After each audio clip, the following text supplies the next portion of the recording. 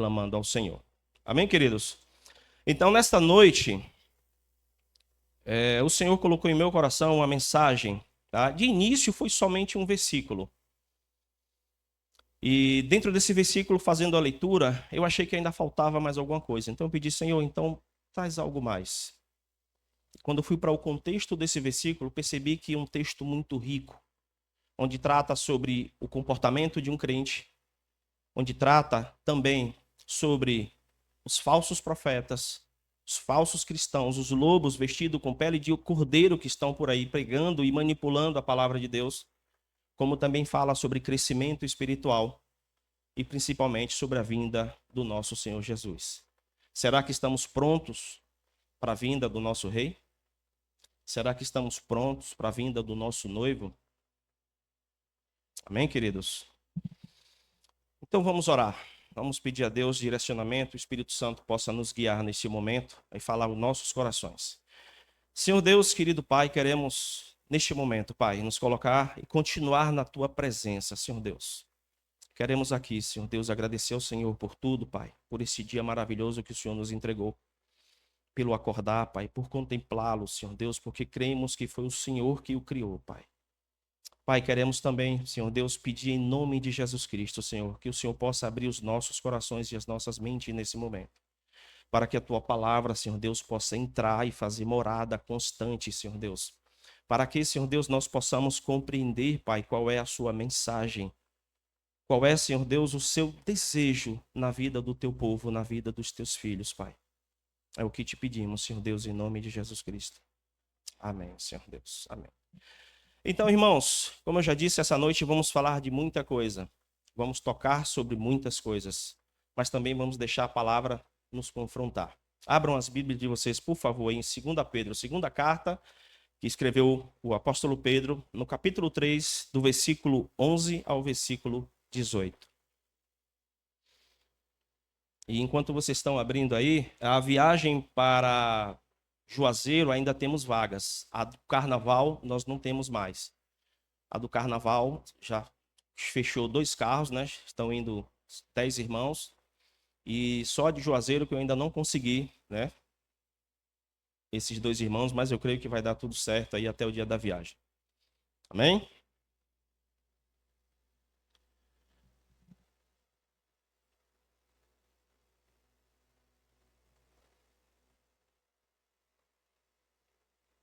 O título dessa mensagem, irmãos, diz assim: Vivendo em espera da vinda de Cristo.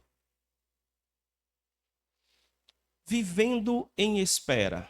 Aí surge uma pergunta: será que de fato estamos vivendo à espera desse Cristo?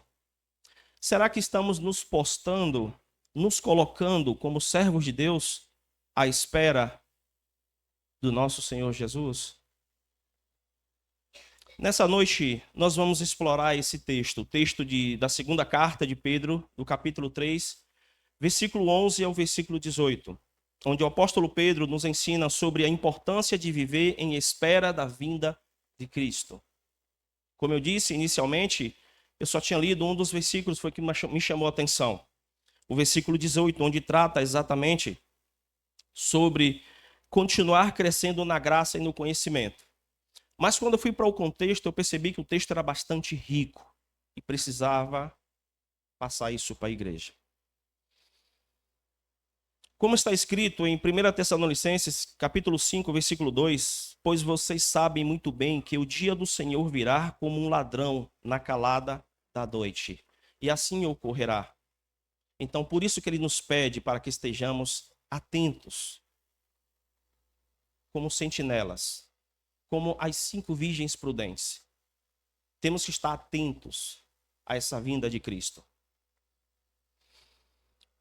E o texto bíblico diz assim, versículo 11: Sabendo que tudo isso vai ser destruído assim, então que tipo de gente vocês precisam ser? A vida de vocês deve ser agradável a Deus e dedicada a Ele. Esperem a vinda do dia de Deus e façam o possível para que venha logo. Naquele dia, os céus serão destruídos com fogo e tudo que há no universo ficará derretido. Porém, Deus prometeu e nós estamos esperando um novo céu e uma nova terra, onde tudo será feito de acordo com a vontade dele. Por isso, meus amigos, enquanto vocês esperam aquele dia, façam o possível para estar em paz com Deus, sem mancha, sem culpa diante dele. Lembrem que a paciência do Senhor é uma oportunidade para vocês serem salvos. Pois o nosso querido irmão Paulo, com a sabedoria que Deus lhe deu, escreveu a vocês sobre esse assunto. E foi isso mesmo que ele disse em todas as suas cartas quando escreveu a respeito disso.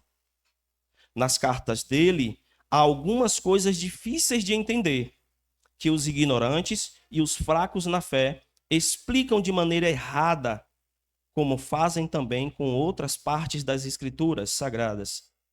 E assim, eles causam a sua própria destruição. Mas vocês, meus amigos, já sabem disso.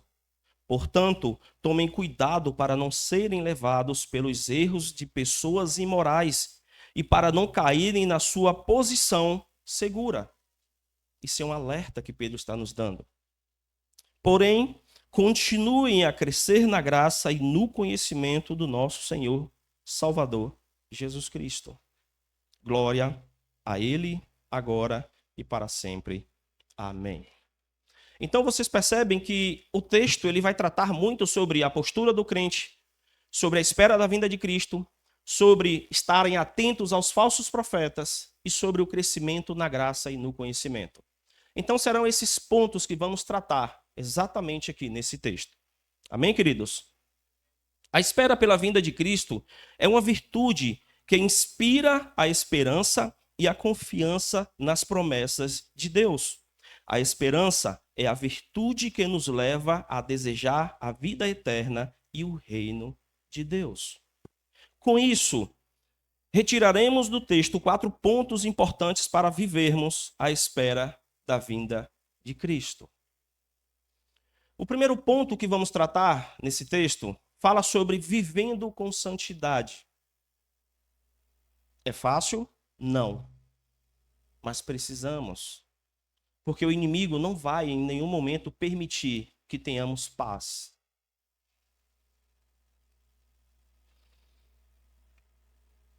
E Pedro, quando ele fala no versículo 11, onde ele diz, sabendo que tudo isso vai ser destruído assim, então que tipo de gente vocês precisam ser? A vida de vocês deve ser agradável a Deus e dedicada a Ele. Nesse versículo 11, ele vai dizer que a santidade é uma vocação universal, ou seja, dirigida a todas as pessoas. Significa que todo servo de Deus tem que estar ciente da sua santidade, da sua santificação, de ser santo. E aí vem o equívoco de muitos por causa de outras denominações, onde acha que ser santo é ser perfeito. Está errado. Está equivocado. O significado da palavra santo no grego é separado. Separado do quê? Do mundo. Significa que as práticas mundanas não fazem mais parte do nosso contexto como crente. E viver em santidade é buscar exatamente a presença de Deus. É viver na prática do Evangelho. Então nós não podemos simplesmente vacilar. Ser santo não significa ser perfeito, como eu já disse, mas viver separado para Deus, com pensamentos puros, palavras edificantes e atitudes de amor. Vocês percebem, irmãos? O ser santo requer você saber que precisa perdoar. O ser santo requer saber que você precisa orar pelos seus inimigos. O ser santo requer saber que você precisa amar o teu próximo, independente de qualquer coisa. Porque você ser separado, você ser santo, é você ter uma ótica, é você ter um conhecimento que excede o entendimento do mundo. O mundo não pode ou não precisa entender, mas eles precisam ver, através de você, a santificação de Deus em nossas vidas. E as nossas atitudes vai corresponder muito para o outro. Vai corresponder muito. Devemos viver com santidade, sabendo que o mundo atual será destruído e que um novo céu e uma nova terra serão criados, como está escrito em 1 João, capítulo 3, versículo 3. E todo aquele que tem essa esperança em Cristo purifica-se a si mesmo, como Cristo é puro. Então, se temos a ideia, ou se temos a certeza de que todo esse mundo será destruído, e que teremos então um novo céu e uma nova terra, uma nova Jerusalém, então precisamos não viver na dependência desse mundo. Entendam, por favor, irmãos, quando eu falo isso.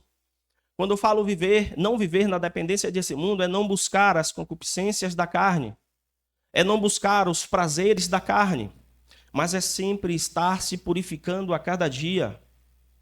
Pois quem é puro, procure se purificar mais e mais. Procure a palavra de Deus, procure os ensinamentos da palavra, procurem ser diferente. Deixem as pessoas observarem em vocês o crente que vocês são. Querem começar? Procurem com seus cônjuges ou com os parentes mais próximos de vocês e, de forma bem sincera, abra o seu coração a perguntar: você vê Cristo em mim? O que é que vocês acham que eles vão responder a respeito de vocês? Vocês entendem o que eu falo, irmãos? O viver em santificação, o ser santo, é você, de fato, externar ou colocar para fora tudo aquilo que você entende e que tem de Cristo dentro de você. Não é você arrogar, como tem muitos aí, que acha que ele é dono do poder, do milagre, né? E arrogam em dizer que é mais espiritual que o outro. Engraçado que quando a gente lê a palavra de Deus, desde a época de Jesus Cristo e muito antes, na época dos profetas, já existiam pessoas assim. Já existiam pessoas assim. Mas o que o Senhor nos pede é que nós tenhamos a capacidade de entender que viver em santificação é buscar a tua presença, é um amadurecimento. E eu sempre faço esse pequeno teste, eu sempre peço para os irmãos fazerem esse pequeno teste. Perguntem para o seu cônjuge, perguntem para a pessoa que está mais próxima de você. Perguntem. Com muita sinceridade, abra o seu coração para essa pessoa e diga assim: olha, eu estou querendo em Cristo Jesus ser uma pessoa melhor do que eu já sou. Você consegue enxergar Cristo em mim? Independente da resposta deles, se eles disserem que não, eu ainda acho que você precisa melhorar muito. Acreditem, a gente precisa melhorar. E sempre estaremos a aprender sobre sermos santos. Sobre sermos santos. Então, como devemos ser servo, como servo de Deus, devemos viver à espera do Senhor. Esse é o primeiro ponto. Vivermos em santidade. Vivermos na prática do Evangelho. Vivermos sempre a amar o nosso próximo, independente de qualquer coisa. E eu creio que o ponto mais complicado do você amar o outro é exatamente você tentar liberar um perdão.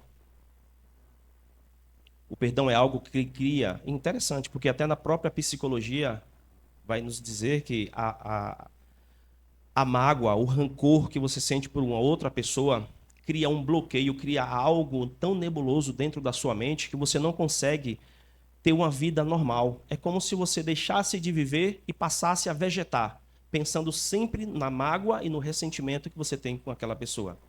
E olha que coisa interessante. A palavra diz que não é uma opção, mas é uma ordem do Senhor. Perdoem. Não é coisa interessante? Você vê como a psicologia, né, está ali para corroborar com o que a Bíblia já vinha falando há muito tempo atrás. O segundo ponto, irmãos, de como ser um servo de Deus à espera da vinda desse Cristo, é buscando a paz.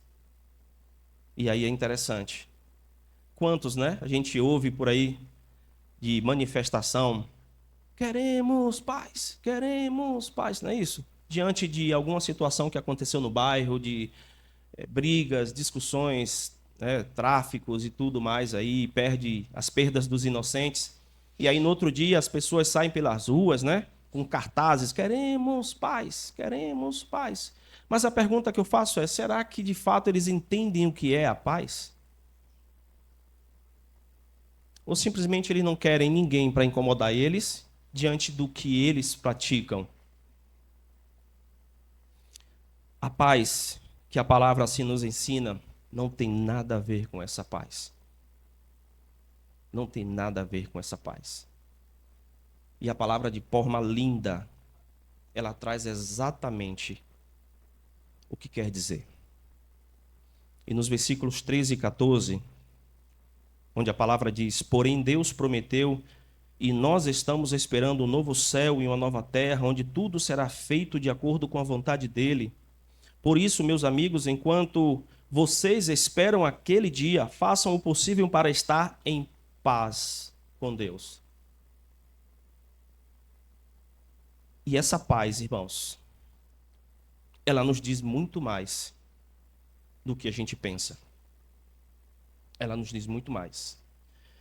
Estar em paz com Deus significa ter uma relação restaurada com Ele. Deixa eu tentar melhorar isso aqui. Quando nós temos uma vida no altar, quando nós buscamos fazer a vontade do Senhor, quando o que nós fazemos, você percebe que as pessoas enxergam Cristo, aí você sente uma paz. Vocês entendem que a paz é completamente diferente do que pregam aí, do que fazem aí, do que buscam aí? A paz que a palavra nos orienta, ela preenche muito mais, ela nos diz muito mais do que o que falam aí fora. Essa paz é um dom que transcende a compreensão humana e nos dá a segurança, a esperança e a alegria. Vocês entendem, irmãos? Observem para onde o significado da paz quer nos dizer. Quando você sente uma paz que vem da parte de Deus, você tem controle sobre tudo. Você não se deixa ser dominado por ansiedade, que são as doenças atuais, né? Ansiedade, estresse e depressão. Quando você sente uma paz no coração, você entende tudo o que acontece ao seu redor. E você não se desespera, porque você entende que é filho de um Deus todo-poderoso e que todo o controle de tudo está na mão dele. Por esse motivo, vocês sentem paz. Vocês percebem que esta paz não tem nada a ver com a paz que pregam aí? Vocês percebem que essa paz é algo que nós precisamos, como servos de Deus, ter? Porque é a certeza que teremos sobre quem de fato nós somos.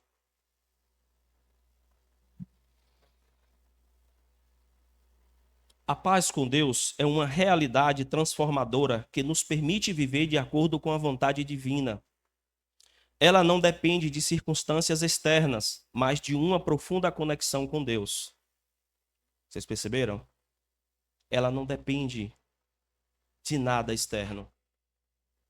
O que buscam aí, o que eu falei a respeito das manifestações procurando paz, essas são as questões externas. Mas quando a gente fala da paz que temos que buscar em Deus, o sentimento é outro. Essa paz há um controle, porque Deus diz que Ele sabe exatamente do fio do nosso cabelo até a ponta do nosso pé. Ele sabe muito bem, muito antes de nós pensarmos o que a gente precisa, ou até mesmo o que nós iremos fazer. Mas Ele nos dá o livre-arbítrio para podermos decidir o que fazer. Essa é a paz que a palavra de Deus nos traz. E é essa paz que nós devemos ter. Precisamos ter como servos de Deus.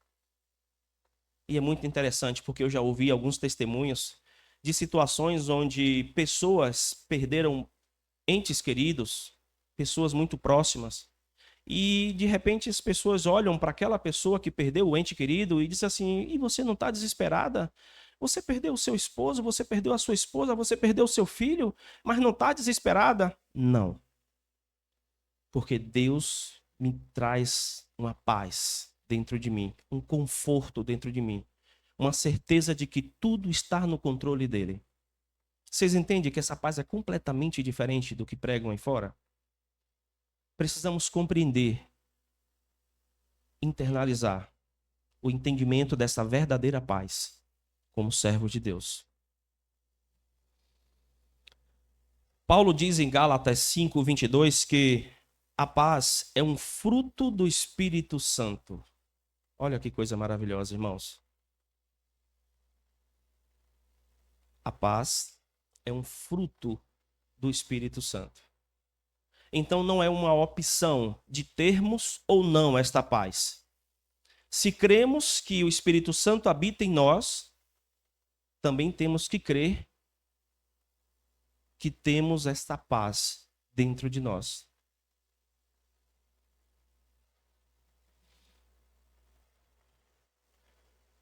Paulo também vai dizer, quando escreve para os Romanos, no capítulo 5, versículo 1, onde ele diz: agora que fomos aceitos por Deus pela nossa fé nele, temos paz com ele por meio do nosso Senhor Jesus Cristo. Vocês entendem de onde é que vem essa paz? É da fé que temos no nosso Senhor Jesus.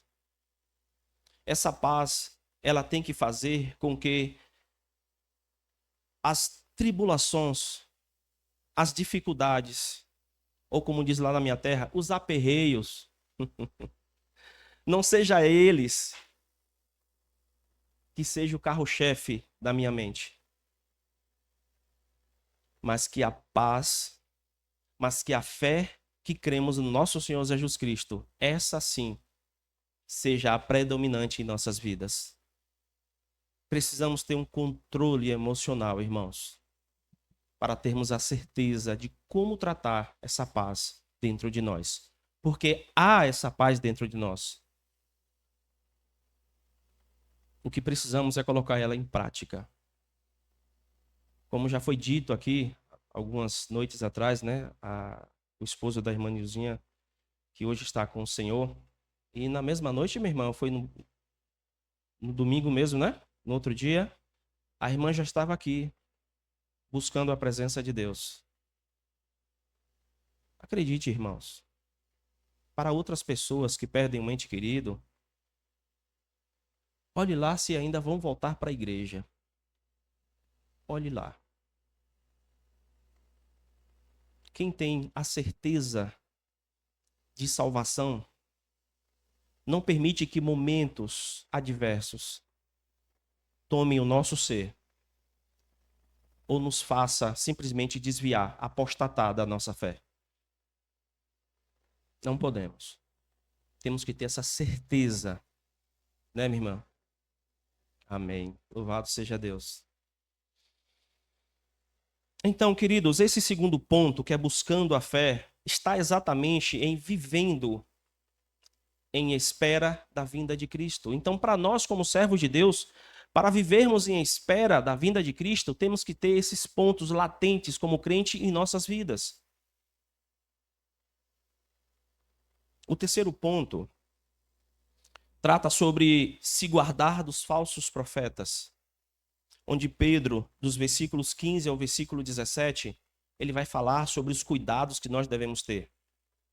Eu até estava conversando com o João até pouco instante, né? Disse assim, eu louvo a Deus e agradeço muito a Deus por ele ter permitido eu estar em uma igreja batista, porque temos uma fama de igreja que medita, estuda, busca, de fato, os princípios bíblicos. E temos o respeito da palavra de Deus, de entendermos que aqui é por onde Deus fala aos nossos corações.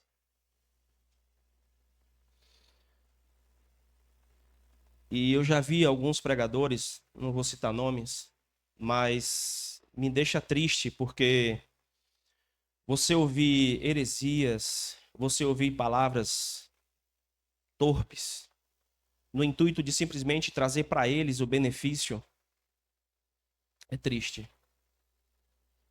A Aimee, eu não sei se vocês conhecem, é uma irmãzinha lá do Pará. Ela fez um louvor recente, né? Não sei se você lembra, Big.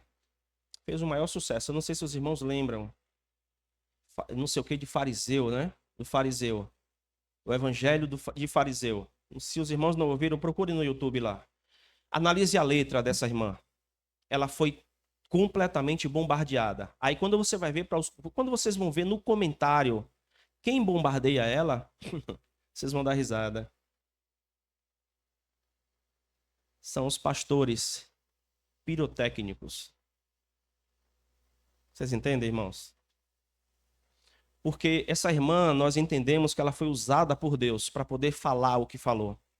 E as letras, elas são bem taxativas. Ela teve o cuidado de falar e colocar os seus pontos nos is. E muitos não gostaram. Por que não gostaram? Porque a carapuça serviu. Então Pedro vai nos alertar aqui também a respeito desses. Cuidado, irmãos, com púlpitos pirotécnicos. Vocês sabem o que é isso, irmãos? Púlpitos que trazem muito efeitos de luz, onde traz pregadores de punhos fortes, onde gritam mais do que falam da palavra, onde rodopiam mais do que expressam a voz de Deus aqui através desta palavra. Pedro ele vai nos alertar sobre isso. Cuidado, irmãos. Cuidados. Entende, irmãos? Temos que ter muito cuidados. Pedro vai dizer, nos versículos 15 ao versículo 17, onde ele diz: lembre que a paciência, e é interessante porque em algumas traduções vai estar escrito longanimidade. Quem da Bíblia de vocês está escrito longanimidade? Pronto. Vocês sabem o significado disso, irmãos? Interessante. Virtude de enfrentar problemas e adversidades com paciência e resignação. Interessante, né? Quando a gente coloca esse significado agora nesse versículo, você vai perceber que ele ganha um outro sentido, um outro peso. Lembrem que a paciência ou que a longanimidade do nosso Senhor é uma oportunidade para vocês serem salvos. É como se ele estivesse tratando de uma forma bem resumida tudo o que o Senhor precisou fazer para que a morte dele na cruz e o sangue derramado na cruz fosse suficiente para salvar cada um de nós. Então o Senhor ele foi longânimo. Amém? Pois o nosso querido irmão Paulo, com a sabedoria que Deus lhe deu, escreveu a vocês sobre esse assunto. E foi isso mesmo que ele disse em todas as cartas quando escreveu a respeito disso. E é interessante porque quando você vai ler as cartas de Paulo, eu sempre digo que são cartas-respostas. O que são cartas-respostas? Vamos lá. Paulo, como missionário, ele andava muito, né, por cidades e povoados, ministrando e deixando presbíteros cuidando daquelas ovelhas. E aí, de repente, ele sempre recebia ou mensageiros ou cartas, né, a respeito de algumas dúvidas ou orientações sobre algum acontecimento naquela região. Então, o que é que Paulo faz? Paulo, então, escreve respondendo à necessidade daquele povoado ou daquela igreja que estava ali, né, naquelas cidades. Entende por que chama-se cartas-resposta? Porque Paulo está ali no intuito exatamente de responder uma necessidade de campo. Tá?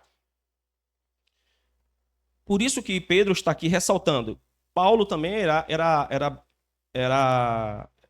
na nossa linguagem de hoje, era um PH, né, um PhD de conhecedor. Né? Então, por esse motivo, ele tinha algumas vezes algumas palavras bem rebuscadas. Então, para alguns entender o que Paulo estava dizendo era um pouquinho mais complicado. Então, Pedro ele vai ressaltar isso aqui nesse ponto da carta, onde ele diz: e foi mesmo ele que disse que em todas as cartas, quando escreveu a respeito disso, as cartas dele, algumas coisas difíceis de entender. Pedro aqui falando das cartas de Paulo, que os ignorantes e os fracos na fé explicam de maneira errada como fazem também com outras partes das Escrituras Sagradas. Aqui é um alerta que ele está dando sobre pessoas, né, supostamente dizendo servos de Deus, onde pega a palavra de Deus e manipula ela para benefício próprio. Então Pedro nos dá um alerta aqui. E assim eles causam a sua própria destruição. Mas vocês, meus amigos, já sabem disso. Portanto, tomem cuidado para não serem levados pelos erros de pessoas imorais e para não caírem na sua posição. Pedro está nos dando um alerta exatamente por causa desses pregadores, dessas pessoas que com ventos de doutrinas ficam levando o povo de Deus para cima e para baixo, enchendo fontes novas, né? Enchendo fonte nova, enchendo estádios. Entende, irmãos? Isso é preocupante. Isso é muito preocupante. Os falsos profetas são pessoas que se passam por homem de bem, mas na verdade são lobos devoradores. Eles se aproveitam dos cristãos para enganá-los. Em Mateus 7, do versículo 15 ao versículo 23, Jesus ensina a reconhecer os falsos profetas pelos seus frutos. Ele diz que toda árvore boa dá frutos bons, e toda árvore ruim dá frutos ruins. Então, esse é um ponto que precisamos estar atentos. Querem saber se de fato aquele pregador de fato vem da parte de Deus? Veja os frutos.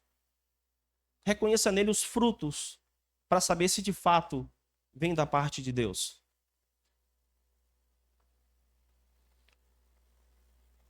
Aqui, na segunda carta de Pedro, a palavra de Deus também diz que os falsos profetas introduzem heresias destruidoras até o ponto de renegarem o Senhor. Ele está falando da apostatação da fé. É aqueles que pregam um evangelho onde as pessoas acham que buscando ao Senhor, o Senhor vai torná-los ricos, vai torná-los prósperos. E aí, quando isso não acontece, eles se decepcionam com o evangelho, se afastam, e eu não vou dizer que se apostatam da fé, não. Porque vai perder algo que nunca teve? Não se perde o que não tem. Entende, irmãos? Mas esse é um outro ponto que precisamos compreender. Não buscamos ao Senhor por causa de riquezas. Mas o que temos que guardar em nossos corações é que buscamos ao Senhor pela salvação da nossa alma. Porque essa vida nossa aqui é uma vida passageira. Cada um tem um tempo determinado aqui na terra. Porque a nossa casa não é aqui, mas é com o Senhor. Enquanto discutem por aí onde será o novo céu e a nova terra, se será aqui na terra, se será lá no céu, eu sempre digo, olha, eu não quero abrir nenhum tipo de discussão. Mas o que eu quero dizer é que independente de onde seja, o que importa é com quem eu estarei. Entendeu, irmãos? Porque não adianta eu discutir com uma outra pessoa teologicamente onde é que vai ser o novo céu e a nova terra. Não adianta eu discutir. Porque para mim não importa onde será o novo céu e a nova terra. Mas o que importa para mim é com quem eu estarei. Porque o Senhor Jesus é o meu passaporte para esse novo céu e essa nova terra. Então por que é que eu vou discutir onde será? Se será no Polo Sul, se será no Polo Norte, onde é que será? No deserto do Saara, onde é que vai ser? Ah, não vai ser aqui não, vai ser no terceiro céu, no quarto céu, no quinto céu, no sexto céu. Irmão, eu não quero abrir nenhum tipo de discussão teologicamente. Eu assim falando com esse rapaz, né, com esse povo. Não importa para onde eu vou, mas o que importa é com quem eu estarei. Porque ele vai me dar garantia exatamente de onde eu estou, de onde eu vou estar. Entende, irmãos? Então temos que ter muito cuidado, tá? Com essas heresias, com esses falsos profetas. Teve até uma vez que o irmão Abraão, né, irmão? O pessoal veio ministrar para ele falando sobre Deus Mãe. Irmãos, acreditem, nós vamos ouvir absurdos, muitos absurdos aqui. E temos que estar embasado na palavra de Deus. Temos que ter a certeza da fé a quem nós cremos. Por isso que eu quero aqui ressaltar a importância de estarmos nas EBDs. As EBDs, né, irá começar esse ano aqui na Nibis. É importante que vocês estejam presentes nelas, porque é nelas onde você tira toda ou qualquer dúvida na palavra. É lá onde os professores vão estar orientando vocês a respeito de algum tema específico. Entende, irmãos? Então não podemos faltar na EBD. É muito importante. Aí eu fico imaginando, se o irmão Abraão não tivesse o conhecimento e a fé que tem no nosso Senhor Jesus Cristo, da mesma forma que aquele rapazinho, foi um rapaz, Abraão? Foi um rapazinho que te abordou? Da mesma forma que aquele rapazinho, ele foi enganado, foi iludido a acreditar que havia uma Deus-mãe, ele também iria no mesmo barco. E mais uma igreja se intitulada cristã, pregando um Deus que não existe na palavra de Deus, nasceria.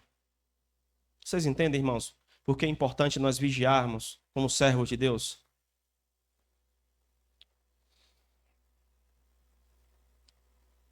Então, como servos de Deus, devemos viver em espera da vinda de Cristo. E esses pontos, eles são fundamentais. Eles são fundamentais. Vivermos em santidade, vivermos em paz, vigilantes diante desses falsos profetas, desses lobos vestidos com pele de cordeiro. Temos que estar vigilantes, irmãos, à espera da vinda desse nosso Senhor Jesus.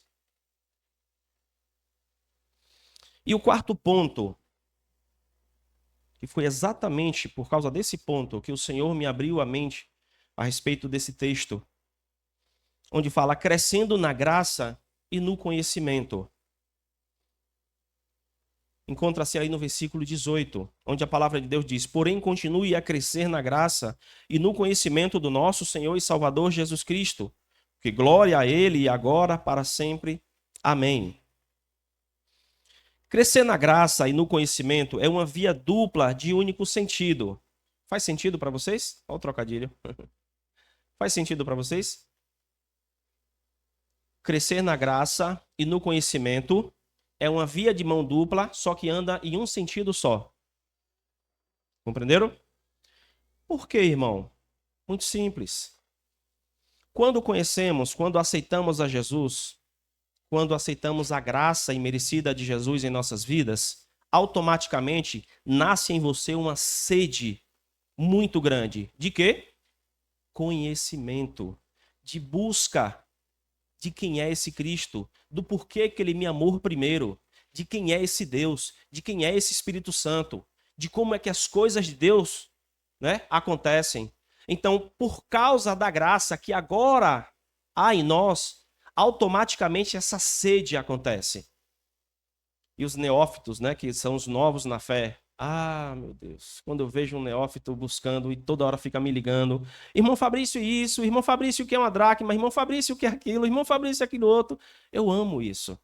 Quando eu olho para um neófito, quando eu olho para um novo na fé, aquele fogo ardente dentro deles, de buscar a palavra, de querer saber quem é Deus, quem é Jesus Cristo, de questionar, mas o questionamento dele é para o crescimento espiritual dele, eu amo isso.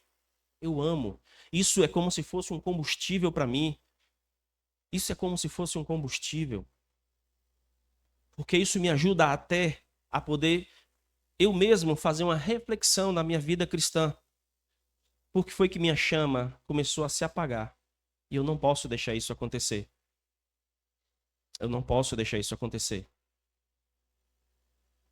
Então, a graça e o conhecimento, eles andam juntos. Eles não conseguem se separar. Porque imagine se tem lógica. Uma pessoa que acabou de conhecer Jesus, está aí onde vocês estão, e diante da palavra que está sendo dita, vocês entendem a mensagem de Deus, e aí levantam a mão e dizem, não, eu aceito Jesus Cristo, eu quero esse Jesus Cristo. E aí simplesmente você sai por aquela porta e nunca mais quer saber de Jesus. Vocês entendem que não há lógica nisso? Por isso que a graça e o conhecimento andam juntos. É uma via de mão dupla, onde anda em um só sentido. Compreendeu, irmãos?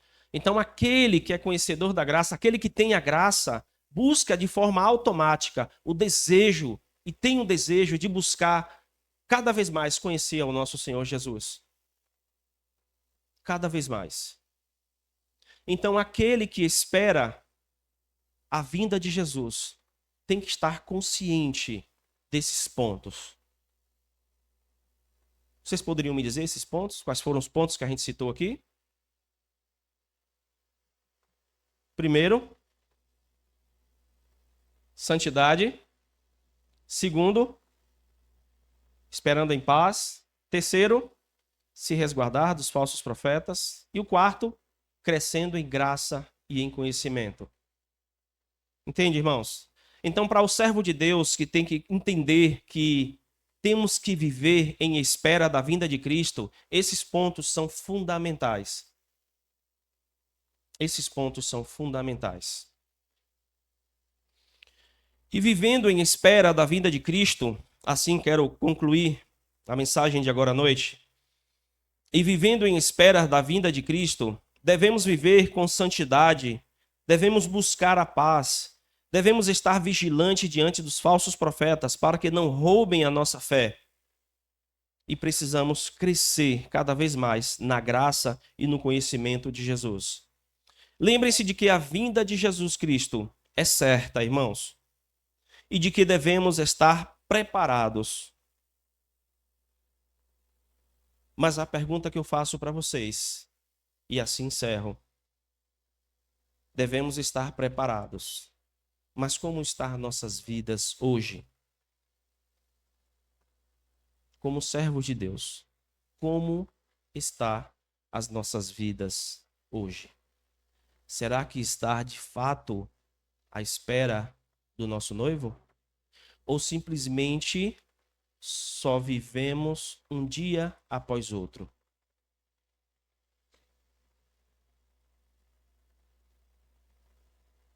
Amém, irmãos? Temos que fazer, irmãos, constantemente essa reflexão. O Senhor já avisou que virá como um ladrão, de forma que nós não saberemos quando. O Senhor já avisou que temos que ser igual às 5 virgens prudentes, à espera do seu noivo. E o Senhor está sempre avisando: cuidado, para que não seja tirado de você a sua fé.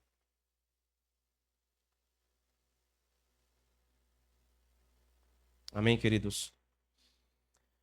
Senhor Deus, quero agradecer ao Senhor, Pai.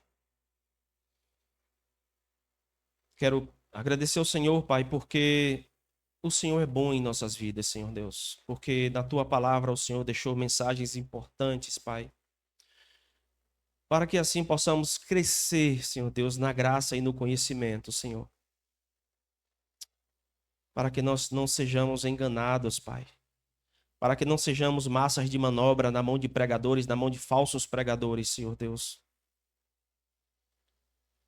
Pai, somos gratos ao Senhor pelo Teu Filho amado, nosso Senhor Jesus Cristo, Pai, porque entregou a sua vida na cruz por nós.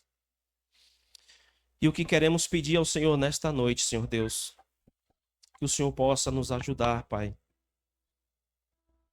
Que o Senhor possa, Senhor Deus, nos ensinar cada vez mais, Senhor Deus, a sentir esta paz, Senhor Deus. Mas não é essa paz que estão aí dizendo aí fora, Pai. Mas é a paz que a Tua palavra nos orienta, Senhor.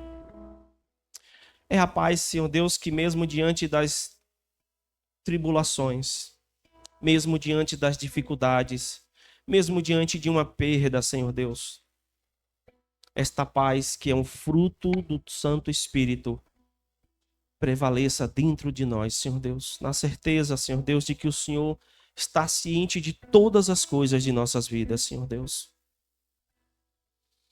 Pai, queremos agradecer ao Senhor, Pai amado, porque a Tua palavra nos ensina a ser santos, Pai. Nos ensina a vivermos uma vida separada, Senhor Deus, das concupiscências da carne, dos desejos da carne, Pai. E a Tua palavra, Senhor Deus, sempre nos fortalece, nos confronta, nos traz, Senhor Deus, um conforto, Pai, na certeza de que o Senhor cuida de cada um de nós, Senhor Deus. Pai, eu não sei quais são as dificuldades, quais são, Senhor Deus, os problemas, Senhor Deus, quais são, Pai. Qual é o deserto que o Teu povo aqui da Nibe, Senhor Deus, enfrenta, Pai.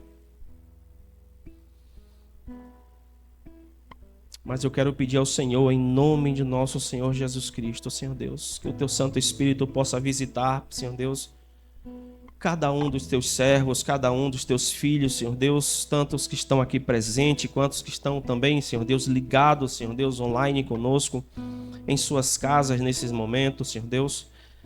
Que o teu Santo Espírito, Senhor Deus, possa nos guiar, Pai. Possa nos mostrar, Senhor Deus, onde nós estamos errando, Pai. Onde nós precisamos mudar, Pai. Senhor, não tira de nós a tua mão poderosa, Pai. Reconhecemos que somos pecadores, somos falhos, Pai. E que precisamos a cada dia buscar a tua presença, Senhor Deus. Perdoa-nos, Senhor Deus. Perdoa-nos. Nos dá um coração igual ao teu, Pai. Nos dá um coração igual ao teu. Nos ensina a perdoar, Senhor Deus. Nos ensina a não guardar nenhum tipo de rancor, nem mágoa dos nossos irmãos, Pai. Nos ensina a buscar a tua presença, Senhor Deus. Nos ensina, Pai. Precisamos do Senhor a cada dia, a cada momento, Senhor Deus. Ó Deus, eu quero também aqui aproveitar, Pai, e pedir à amada igreja, Senhor Deus, que estejam orando também por um dos nossos integrantes do Mãos à Obra, o irmão Sidney. Ele está de câncer e encontra-se numa situação bastante complicada. E eu quero, Senhor Deus, neste momento, junto com o teu povo, meu Pai, clamar, Pai amado, em nome do nosso Senhor Jesus Cristo, pela vida, Senhor Deus, do teu servo Sidney, Pai. A situação dele, Senhor Deus, não cabe mais, Senhor Deus, a médicos. Mas acreditamos no Senhor, que é o Todo-Poderoso, Pai, que é o médico dos médicos, Senhor Deus. E que queremos pedir, Senhor Deus, em nome de Jesus, que nesse momento ele receba a tua cura, Senhor Deus. Que ele receba a tua presença, Senhor Deus. Conforta o coração da esposa dele, Senhor, Madeleine, e do teu filhinho Isaac, que já é um milagre do Senhor na vida deles, Pai. Eu te peço, Senhor Deus. Cuida da tua igreja, Senhor Deus. Cuida do teu povo, Pai. Perdoa nossas falhas, Senhor. Perdoa se o que a gente faz, Senhor Deus, ainda não entendemos, Senhor Deus, que o amor que o Senhor derramou sobre nossas vidas, Pai, é algo que tem que ser transbordante na vida de outros, Senhor Deus. Nos ajuda, Senhor Deus, a cada dia, Senhor, buscar a tua presença, a cada dia nos santificar mais ainda, Senhor Deus. Nós não sabemos quando o Senhor virá, Pai, mas temos a certeza que o Senhor virá. Então prepara o teu povo, Pai. Prepara o teu povo para a tua vinda, Senhor. Em nome de Jesus, Pai. Em nome de Jesus. Amém.